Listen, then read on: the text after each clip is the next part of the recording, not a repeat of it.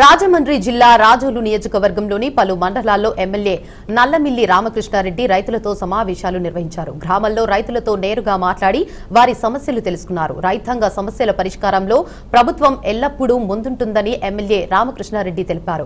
గత వారం రోజులుగా కురుస్తున్న భారీ వర్షాల కారణంగా వరి తడిసి రైతులు నష్టపోయినట్లు గుర్తించిన ఆయన క్షేత్రస్థాయిలో పర్యవేక్షణ చేపట్టాలని అధికారులను ఆదేశించారు. తడిసిన ధాన్యం కొనుగోలులో ఎటువంటి ఇబ్బందులు లేకుండా చర్యలు తీసుకుంటామని చెప్పారు. రైతులకు కలిగిన నష్టాన్ని పూర్తిగా అంచనా వేసి పరిహారం చెల్లించేలా చర్యలు తీసుకుంటామని ఎమ్మెల్యే భరోసా ఇచ్చారు. రైతులకు మద్దతుగా ఉన్న చోట ప్రభుత్వం వెంటనే సహాయం అందిస్తుందని, రైతుల సమస్యల పరిష్కారమే ప్రభుత్వ ప్రధాన లక్ష్యమని రామకృష్ణారెడ్డి స్పష్టం చేశారు. ఏదైతే అకాల వర్షాలు, ఏదైతే ప్రకృతి వైపరీత్యం తుఫాను సంభవించడం, తుఫాను నేపథ్యంలో 3-4 రోజులుగా ఎడపతెరిపి వానలు కురవడం జరిగింది. ఆ నేపథ్యంలో వరుస తుఫాన్లు ఇవాళ రాష్ట్రాన్ని చుట్టుముట్టిన పరిస్థితి చూస్తా ఉన్నాం. బే ఆఫ్ బెంగాల్లో వరుస తుఫాన్లు రావడం, దానివల్ల రైతాంగం పంట చేతికి వచ్చే దశలో, ముఖ్యంగా ఇవాళ బెక్కవోలు మండలంలో అయితే ఒక 20 రోజుల్లో ఇక్కడ పంట చేతికి వచ్చే పరిస్థితి ఉంది. అదేవిధంగా పెదపూడి మండలంలో 10 రోజుల్లోనే చేతికి వచ్చే దశగా ఉంది. ఇటువంటి పరిస్థితులు ఈ అకాల వర్షాల వల్ల అనేక చోట్ల పంట పొలాలు నేల కొరగడం జరిగింది. ముఖ్యంగా ఇప్పుడు బెక్కవోల్లో మేము పరిశీలించడం జరిగింది. నిన్నటి రోజున రైతాంగం అంతా కలిసి సమస్యని ఇక్కడ స్థానికంగా ఉన్న కూటమి నాయకుల దృష్టికి తీసుకురావడం, వారు వెంటనే అధికారుల దృష్టికి కూడా తీసుకెళ్లడం జరిగింది. ఇక్కడ స్థానికంగా ఉన్న తహసీల్దార్ గారు కానీ, ఏడీ అగ్రికల్చర్ కానీ వెంటనే స్పందించి ఉదయం నుంచి ఒక ఎన్యూమరేషన్ సర్వే చేయడం కూడా జరిగింది.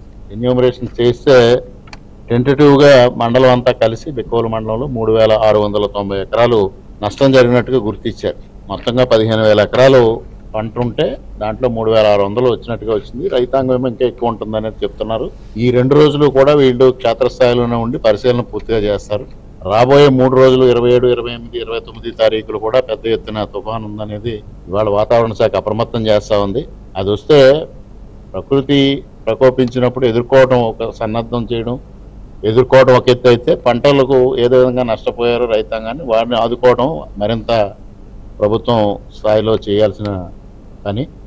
దాన్ని తప్పనిసరిగా ఇవాళ కలెక్టర్ గారు కూడా ఇప్పుడే ఉదయం నేను మాట్లాడాను, 9:30, 10 గంటల ప్రాంతంలో మాట్లాడిన తర్వాత మరి అధికారులందరితో టెలికాన్ఫరెన్స్ నిర్వహిస్తాను. జిల్లాలో ఏ పరిస్థితి, ఎక్కడ ఏ విధంగా ఉంది పరిస్థితి అనేది కూడా నేను పూర్తిగా సమాచారం తీసుకుని దానిపైన ప్రభుత్వానికి నివేదిక పంపిద్దామని. మాది నేను 30 ఎకరాల వరి సాగు చేస్తున్నానండి. ఇప్పుడు దాకా వాళ్ళు పెట్టుబడి పెట్టి వాళ్ళు అప్పులు చేసి ఏదో కష్టపడి పండించుకున్నాం సార్. ఈ అకాల వర్షాలకి శుభ్రం చేయలేని నేలమట్టం అయిపోయి శుభ్రం నాశనం అయిపోయింది సార్. ప్రభుత్వం ఏమన్నా ఆదుకుంటుందని మేము రైతులందరం కలిసి కోరుకుంటున్నాం సార్. అలాగే ఎంతోసారి బ్యాంకుల్లో కూడా మనం అప్పులు తెచ్చినా మాకు ఎటువంటి ఉపకారం కూడా లేదు, ఇస్తలేదు సార్. కౌలు రైతులు మేము సార్, కానీ కౌలు రైతు కన్నా కూడా ఎటువంటి బెనిఫిట్ ఉండలేదండి. ఒకవేళ మేము ఎంత కష్టపడి ఇంత చేసినా రైతులకి అకౌంట్లో